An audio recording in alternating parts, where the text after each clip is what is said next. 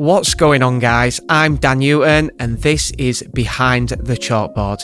In today's world, education establishments are run just like businesses, and I've made it my mission to meet the people behind the scenes and dig deep into what it really takes to make a successful education business. If you think you'd be a good guest, drop me an email at dn@charlesgarth.com. Enjoy the episode.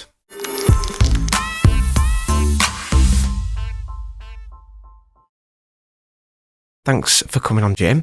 And as always, we want to know about you, really, your backstory, however far back you want to go, your journey really up into how you got into education. And yeah, just give us a little bit more information about that.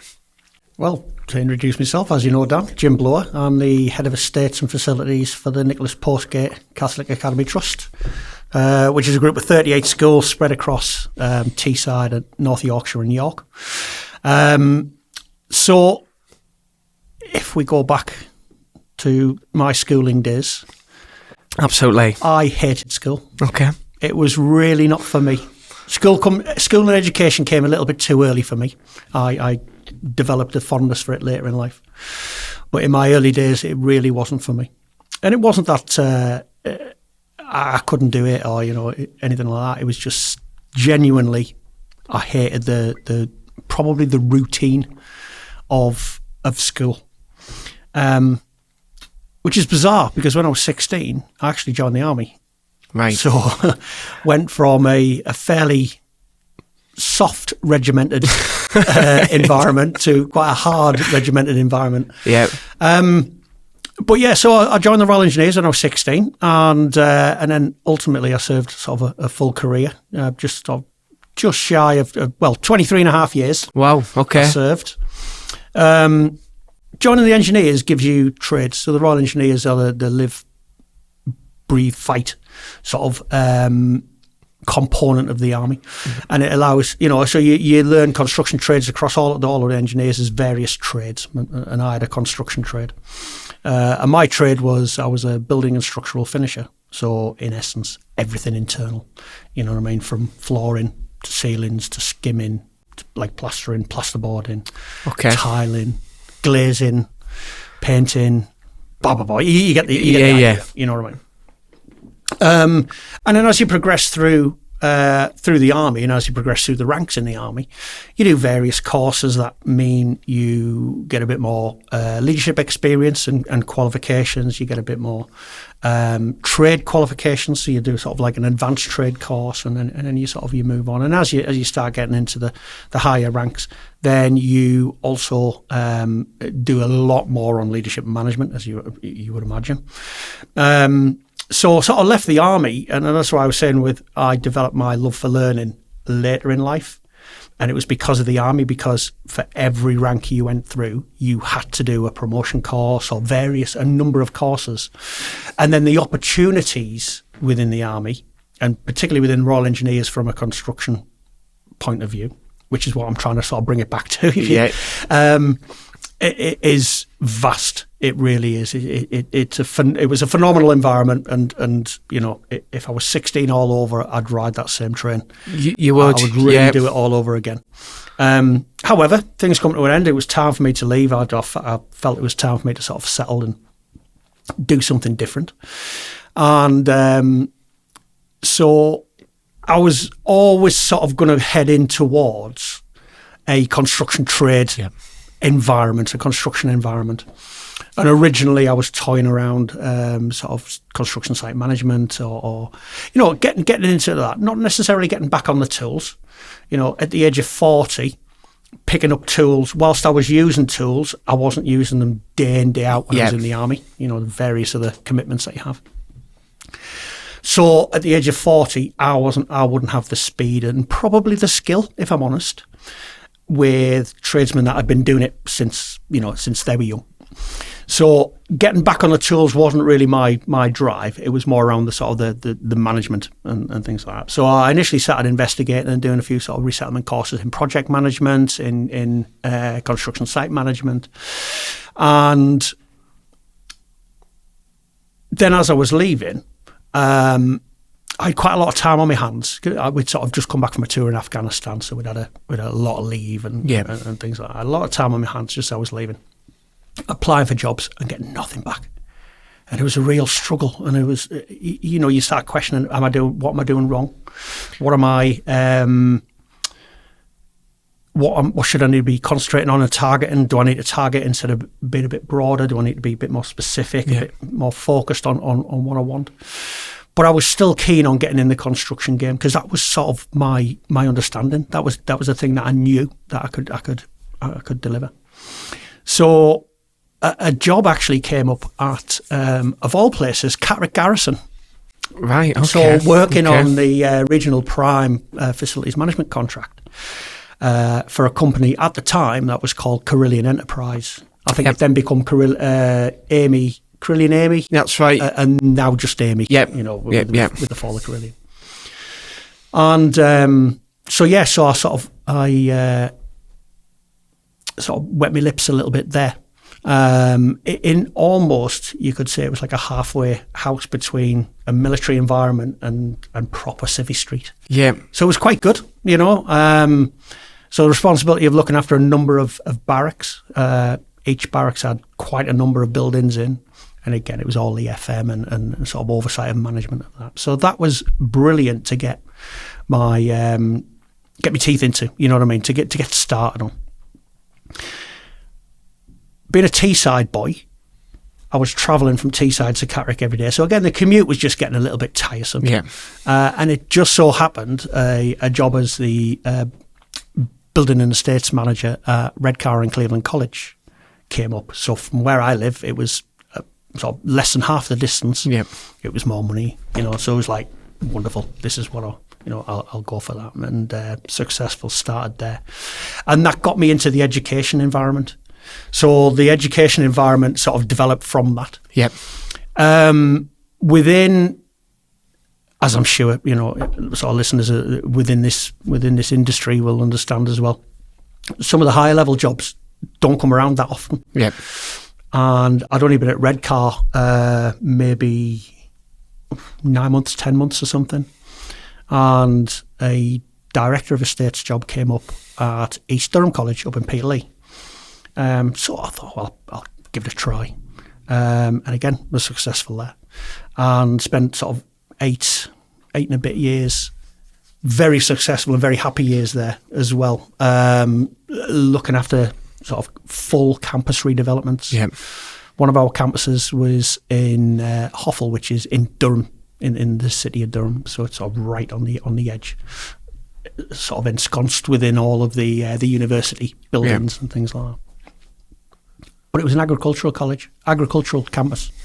So it was like a 500-acre site, with all the animals that you want, equine, or small animals, small mammals, lizards, snakes, exotics, all the rest. So brilliant, you know what I mean? It was a cracking environment, but it was very dated.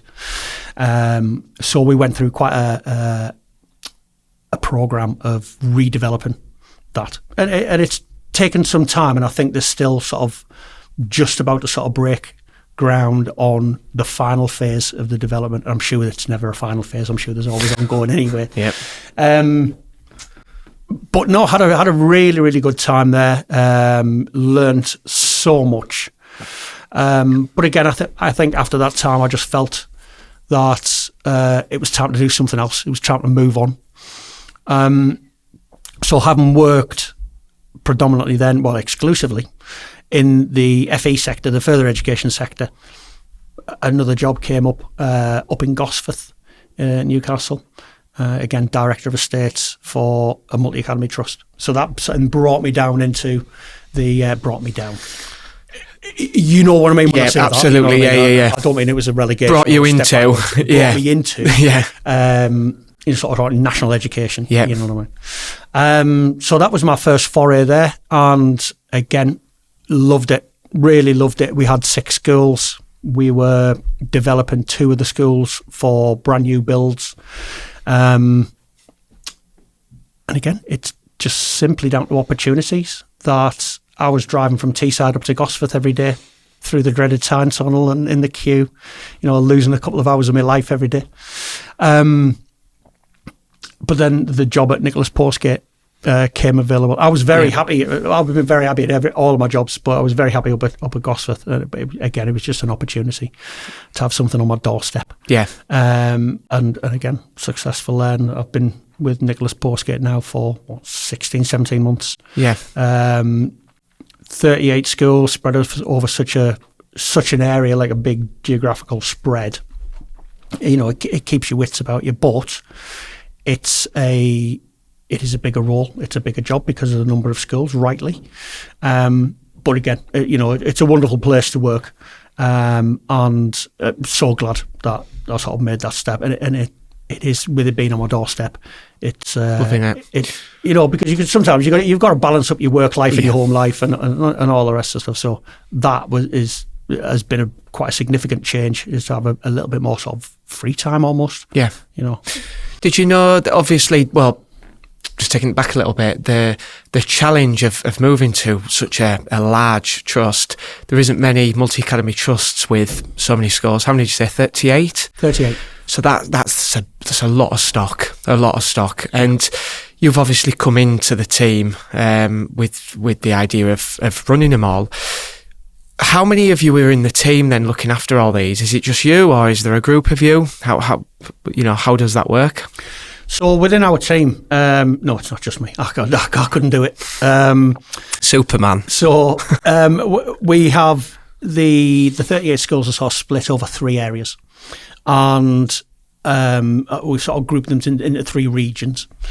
And so we have a North Yorkshire and Yorkshire region, and that's looked after by Ryan, who's Regional Estates and Capital Manager. We've got the East Middlesbrough and East Cleveland region that is looked after by Jeff, who again, Regional Estates and Capital Manager. And then we've got the predominantly Middlesbrough Stockton, Middlesbrough Thornaby, schools that are looked after predominantly by Gareth, who's the Senior Regional and Estates Manager. Regional Estates and Capital Manager. So the reason why I give the full title there is because it's not just the FM work, it's also delivering the capital projects every year. Now you can imagine a school or a trust, with such a large number of schools. Our capital bill every year is significant. Yeah. So the number of projects that we deliver every year can fluctuate, but it is, it's a high number. So that's at a sort of central level. We also have some admin support and some compliance support from the ladies in the office. We've got Andrea that looks after, deals with all of our safety, that also looks after our compliance. We've got Tina, that's sort of our senior admin. She chases, makes sure all the orders are put on. She chases invoices. She, the little shark of the office, but for the right reasons. And we've recently taken on another one, Karen, and she's came on and to provide that support, because as the trust has grown, it's not just a sudden you've got 38 schools. Yeah. It embryonic. I think it went from, I could be slightly wrong with this, but this is a little bit historic. I think it went from 12 to 25, then from 25 to 38. So those 38, whilst there's 38 schools, we've also got 2 sixth forms within those. One in Middlesbrough, one in York. Very successful sixth forms as well. 2 of those schools are under a PFI contract. So whilst we do oversee it, we have, to be honest, we have very little involvement with it. It's all sort of controlled under the PFI contract through the local council and then through the PFI delivery company.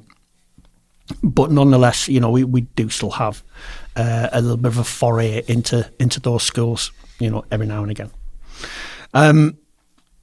The growth, the difference between the sort of small trust and large trust is genuinely just scale.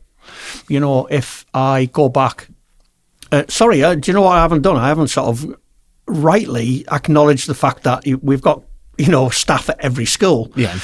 So the secondary schools will have campus managers. Yeah. And so the campus managers will look after the secondary school campuses, and the secondary schools are obviously a little bit more tricky and a bit more work involved. than primaries, not taking anything away from the work that happens in primaries, they get knocked about a lot more. They're typically larger, so that's why we have a campus manager that will oversee our secondary schools. And again, typically they would look after a couple of sites or a couple of schools under their remit. And then they would have site operatives that would work alongside them.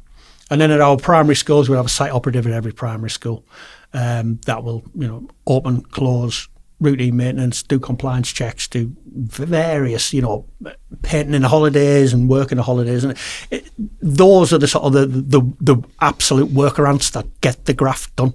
Yeah, we all like to think we do it. It's them that do that. You know what I mean? And that keep the schools ticking over. And typically, the people that work as the site operatives in the schools come from that community. Yeah. So it's very much embedded in their culture. That school, because a lot of the time they went to that school when they were a child. It might be 30, 40, 50 years ago, but they went to that school. So they also feel like they're part of that school. It's not on the extreme. I'm just a site operative, and there's absolutely no disrespect when I say that. They are absolutely fundamentally key to that school. Yeah. Do you think then, with obviously with that many schools, there's a lot of people to please? Is there a bit of friction between what we could say business managers and estates team, teachers, estates team, a bit of a them and us? There's a feeling of that, or is there a very, very good working relationship between the estates team and the staff? I think on the whole there is a good relationship, but again, I think it's understanding the journey. So when schools individually, before they sort of started forming together as the trust, you'd have the business manager that ran everything. They were the chief cook and bottle washer as well. Yeah. As the trust has been formed and has grown, we've got the sort of facilities managers, regional managers that are in there overseeing all of that to take the weight off the school.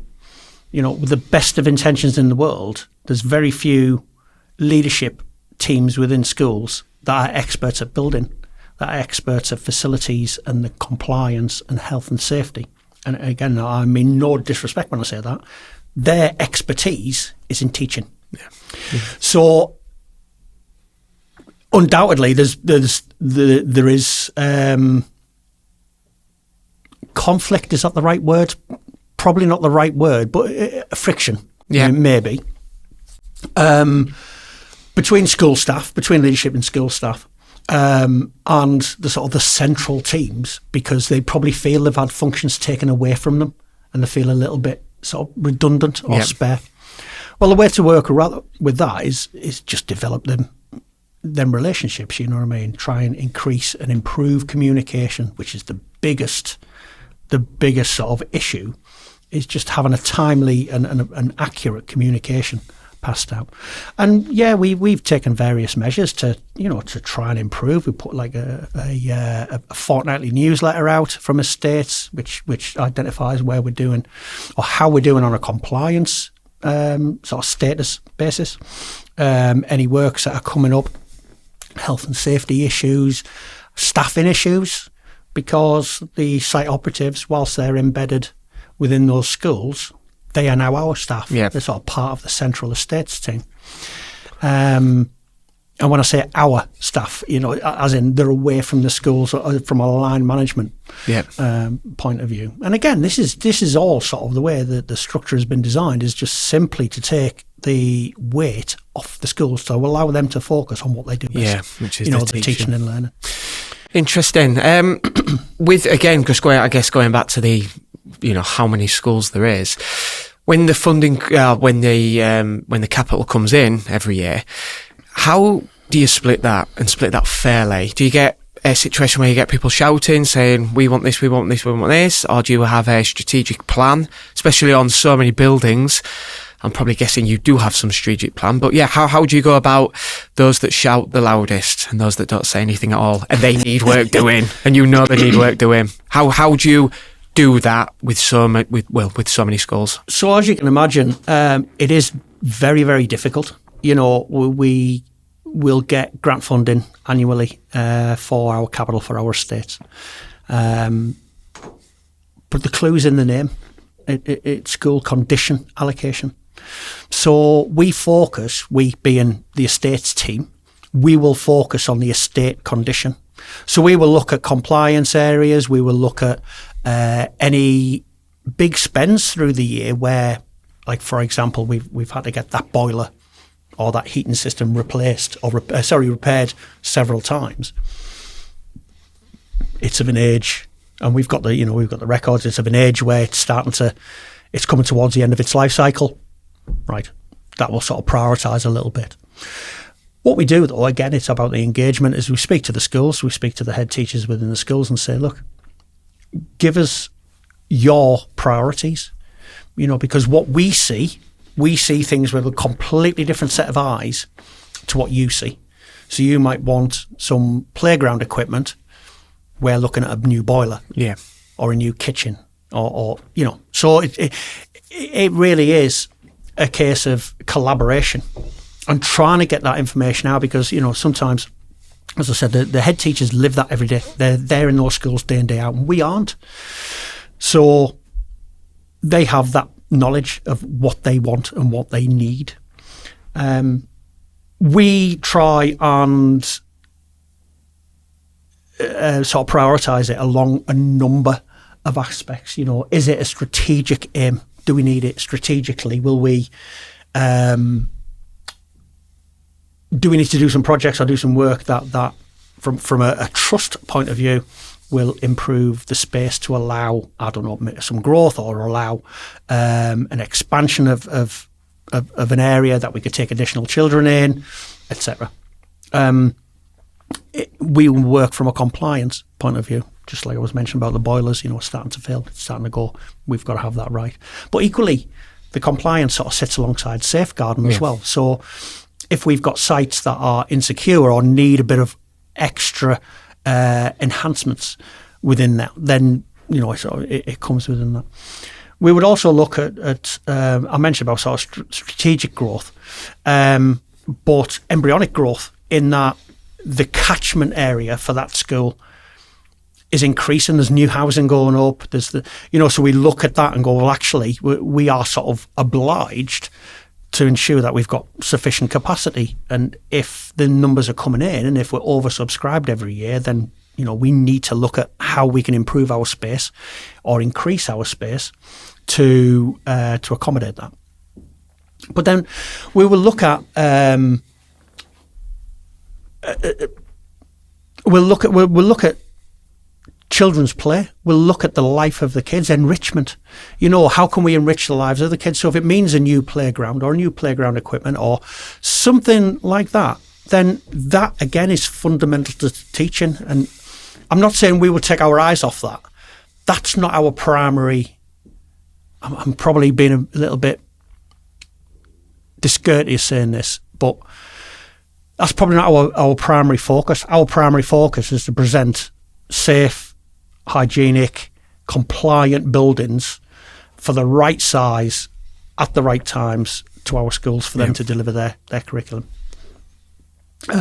Of course, we look at all aspects, you know what I mean? In fact, as part of our sort of compliance tracking is we will inspect playground equipment, we'll look at that, and then that will come out if it needs repairing, and sort of gets added to the list. And then there's almost like an other category. And I think that's where whoever shouts the loudest sort of falls in. Because if it can't fall in one of the other categories, then it would come into that. Now, we take the capital funding, the grant funding that we get. I know we supplement it with reserves, and or maybe a previous year's surplus or something, and that forms at the basis of our capital pot every year. An element is delegated away for IT and infrastructure that way. An element may be delegated for other aspects, and then we get sort of an estates capital, construction capital pot.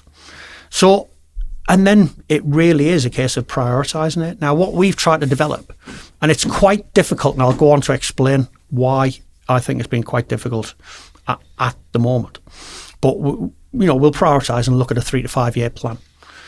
Do you know what? Those aren't as bad as that school over there. So we'll do it at that school over there. Yours will get done next year. We'll go into next year's pot, and so on and so on and so on. And we'll prioritise it that way. Now, the reason why it's been a little bit difficult is because the sort of original trust schools have been on this journey for a lot longer than more recent schools. So the North Yorkshire and York schools came on in September 22, came across formally. Again, I'm sure those are the dates. A most recent school in York came on.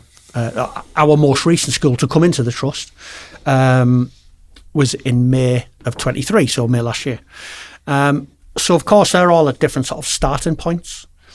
The original trust schools were all gotten to a condition and a position where you can tick over. There's always capital works to do. There's always enrichment works to do. There's always enhanced safeguarding works to do. But on the whole, they're in a reasonably good position.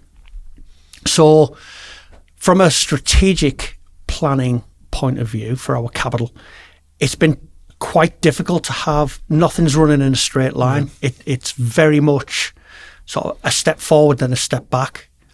As the other schools have came into the trust, conditions been assessed, done a full review of where we stand with those, and then look towards capital works for improvements. So we're probably, within those 3 regions that I mentioned earlier, we're probably at 2 to 3 different positions of like a starting point, So that's why, from a strategic point of view, if we, for a strategic plan, it's very difficult to put that in as it stands. So what our focus is on is to bring the condition and compliance up, so we've got the level throughout. Yep. And then we look at enhancements. We always look at enhancements anyway, but going that next step, what else can we do? What else can we do? Yep. Because I think there's probably a little bit of a misconceived idea that working in estates and working in facilities, we're too functional. We look at the facts and the data and say, right, this is what we need to do. Nonsense. We get very emotional about our schools and we want them to be the best. So I've got 3 regional managers that will fight competitively to get additional funding. I want to do this project, I want to do that project, because they feel passionate about the schools. And I think sometimes the schools forget that we care about them as well. Yeah. It's not just a centralised function that we've taken off their hands, where we care about them as well. Yeah. Just on a much more bigger scale, either 12, 13 schools each, or to oversee the 38 schools. Yeah. Rather than sort of 1 or 2. No, it's interesting. It's a big challenge, I think like everything you're saying is really good for other trusts that are listening. Other trusts are at 5, 6. There's some at 12, and I think like when I've spoke to other estate managers before and CEOs and tell them about your story, you're dealing with double, triple the stock, and I think your message is there. It's as long as you've got a good strategy in place, you can just keep bolting on and bolting on. But it's really critical, isn't it, to have the condition information of these schools, because without it, you end up in a complete hole and you're in a complete reactive moment. Just tell me about your strategy on numbers, how much is planned and how much is reactive, and whether you actually have them numbers. That's a great question. It really is, because it's so difficult to give you those answers. If we go back to the number of schools and from smaller trusts sort of increasing, I would just hugely urge, and you've just said it yourself as well, Dan, I would just urge you get all of your condition data. You have your underlying information on day one, not 6 months later, not 12 months later, because you're forever playing catch up. If you have that information in advance, you can almost cost a plan to get it to a position that you want it to be. And then, as a trust, you can make those decisions as whether you're going to spend that to get it to there, or you're going to have a bit of almost a standalone strategic plan for that school to get the compliance condition level to where you expect as a trust. Yeah. And I think that is absolutely critical. Taking on new schools is doing all the due diligence before. Without that, you're forever chasing your tail, and it can be so difficult as well. But it can also be a little bit embarrassing because, well, did you not know about that? No. and sometimes when you're finding things out third hand, or by error, a project could be underway and something happens and, blimey, why? I never knew that. I never knew we had that, or I never knew it was like this, or, It can be very difficult and lose a little bit of face. Now it's not about saving face. We're all big people and we can cope with that. But it's the having that data. There's never enough, but equally there's never enough hours in the day to analyse. You can get an oversurge of data. Yeah. So it's having the right data at the right time before these schools come in. And I think when they do come in, it puts them and any central team in a much, much better position. But equally, it'll put the trust in a much better position because they can forecast and sort of account for any spends that are required to bring them up. Yeah, just on that, with getting the data then for the schools, there's support out there through consultants, through different professional services to help you. And obviously over the years that have gone by, a lot of these businesses understand that there's potentially a lot of fees to be earned through the education system by helping schools get the information that they need. We sometimes speak to different trusts that don't agree with consultants and anything. They want to do it all in house to save a bit of change. What's your take on consultants supporting trusts? And would you say it's a plus or a minus, or are you in between? Would you try and do a lot of work in house, or would you try and outsource as much as you can so you get all the information? I think it's about capacity. So bringing works in-house, if you've got that expertise, then wonderful, but then have you got the capacity to do that? And I think that's the important thing. So naturally, we've got to lean on people with that expertise. As you well know, we've recently sort of lent on you and others around sort of roofs and things like that, getting some data on that. Now, we, in our professional judgments, can go and look at roofs and give it that judgment, but it's a little bit more. So we have to rely on consultancy. I'm very much a believer that I'm a true northerner. I don't like spending money if I can help it. I can't help myself. I'm sure I was born in Yorkshire. Actually, I wasn't. I'm a Teesside boy. So toughest trust to break into are Yorkshire ones, mate. Honestly. So every penny's a prisoner. But equally, it's when there's money available that's when we try and get the best utilisation out of consultancy. Because we understand we've got to. Sometimes for a regulatory point or for a legal point, we've got to lean on people that have got that expertise if we don't.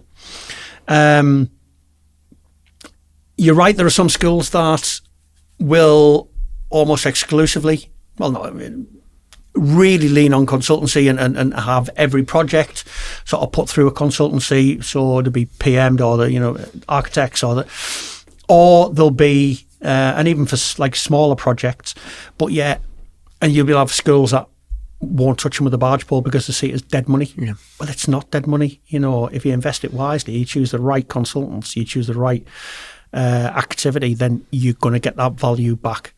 But I think sometimes it can be difficult for those that look after money, that just see it as a spend and don't see the benefits from that. Yeah. So to be honest, I'm probably somewhere in the middle. Yeah. Where I will try and look towards doing what we can do first, but if we need to go to a consultant, we do. I think the majority of our projects are delivered in-house. I've mentioned the three guys with their the regional managers. They look after the projects for their schools. some of the larger projects or some of the more technical projects, they may outsource and sort of and get a contractor to run the whole project, to PM it as well. But they'll still dip in with an oversight. Yeah. I guess that's the luxury of having a team as well, isn't it? Like a roofing job, in all honesty. Roofing job, especially if it's built with the right people and you've got a regional team looking after it as well, you can probably save a few quid, especially from there. And I think that's the key thing, is that sometimes,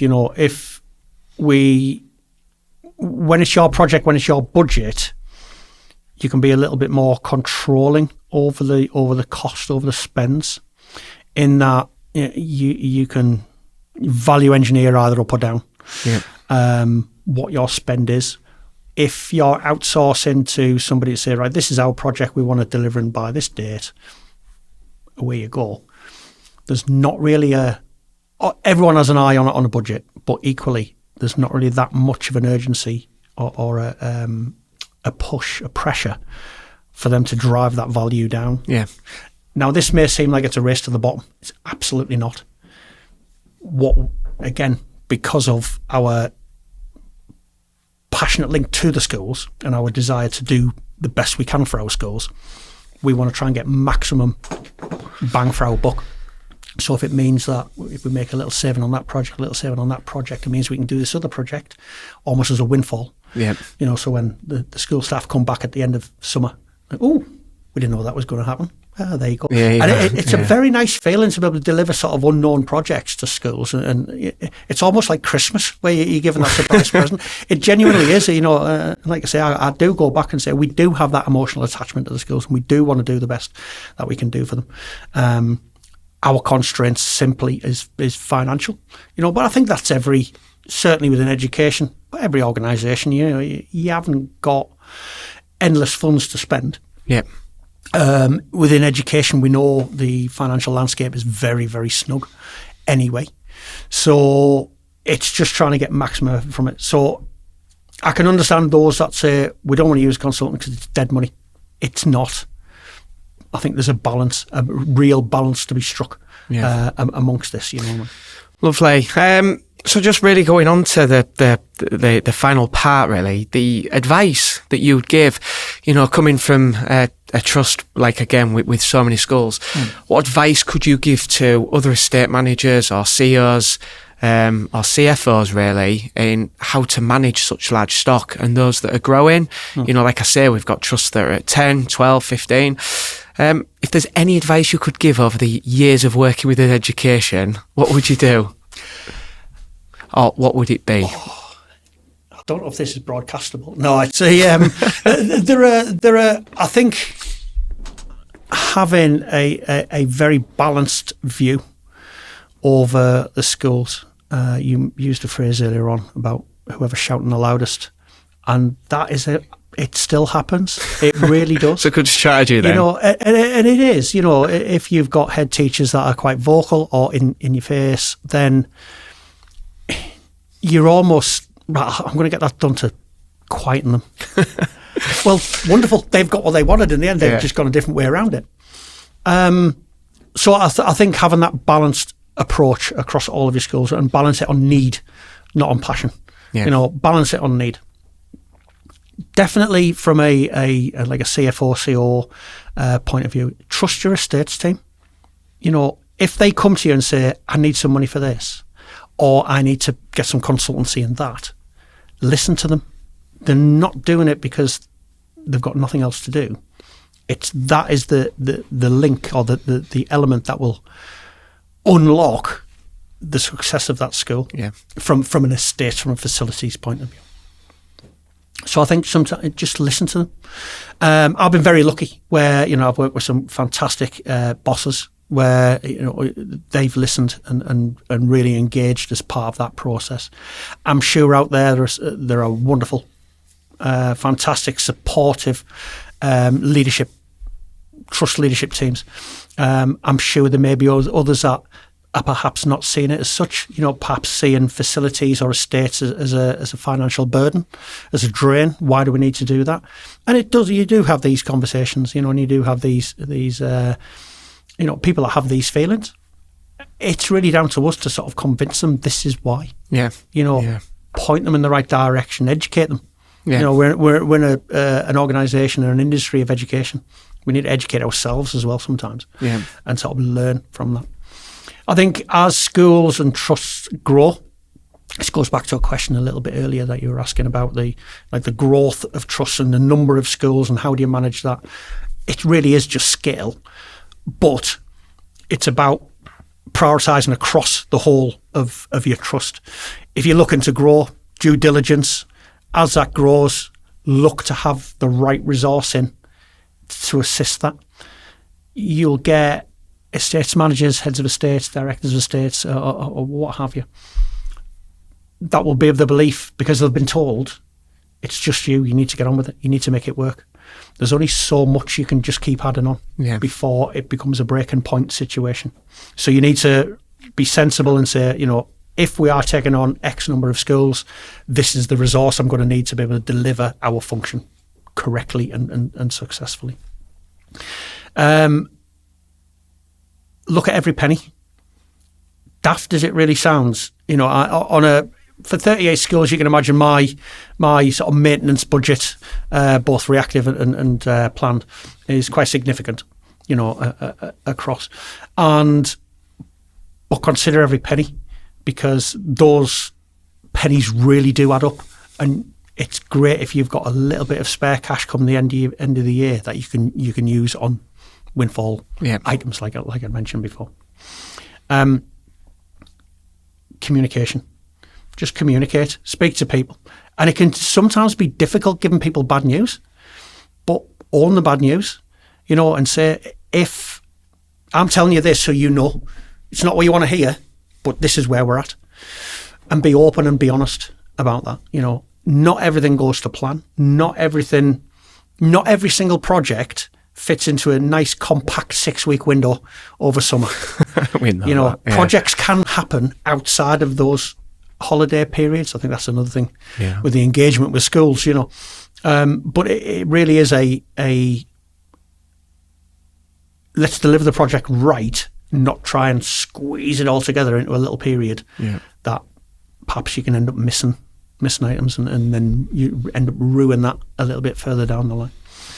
And then finally, keep smiling. Keep smiling. Because it can be a stressful industry that we work in, a stressful situation where one person's absolute nightmare is nothing to somebody else. But more often than not, they'll always turn in towards estates and facilities to say, what are we doing about this? Yeah. We manage it. Yeah. If it means we get somebody out, we get somebody out. If we can wait till tomorrow, we'll wait till tomorrow. We don't have to do this at 9 o'clock at night, because it's really not that urgent. I think so. It's trying to own some of that, but equally it's trying to manage the stress of others, whilst managing your own as well. I think that's the key thing. But just keep smiling, just engage with it, be open and honest with the schools, and you'll get it all back in spades. They'll come back to you, and as you're engaging better with the schools, with the leadership of the schools, it just helps your job. They understand talking to people, over a cuppa, just like now. Yeah. Talk through it. Right, I get that a little bit more now. So it's always the best place to be. Every chat I've ever had with you, Jim, you've always been smiling. It's always great to catch up. And look, listen, thank you so much for coming on and giving the insights. And we'll catch up with you later. Cheers, Don. Thank you very much. Bye-bye. Thanks for watching the episode. I hope you enjoyed it. Again, if you'd love to be a guest on here, please drop me an email at dn@charlesgarth.com. I'll see you next time. Bye-bye.